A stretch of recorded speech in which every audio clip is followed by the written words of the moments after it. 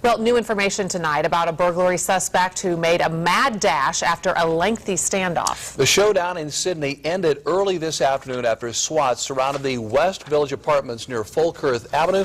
Anthony KIEKOW broke the story at noon. Joins us live with the new developments in this one. Anthony?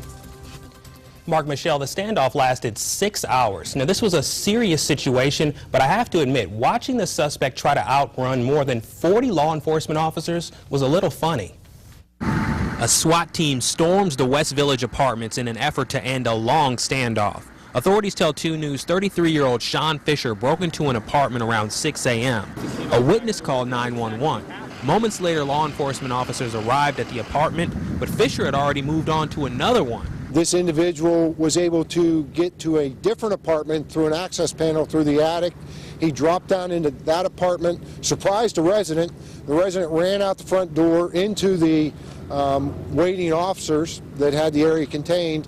The Sydney chief of police says Fisher barricaded himself inside. The SWAT team tried to convince him to surrender with the help of a bullhorn, but it didn't work. He darted from the door, tried to run, tried to elude officers. He was taken into custody immediately.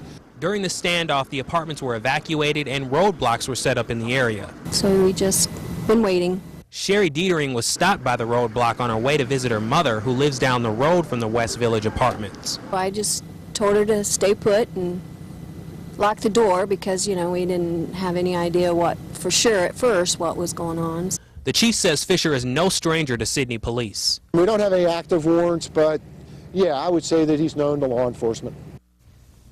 Now, at this point, the chief doesn't believe Fisher was armed. He's facing multiple charges, including burglary and inducing panic. Reporting live, Anthony KIEKOW, 2 News on your side.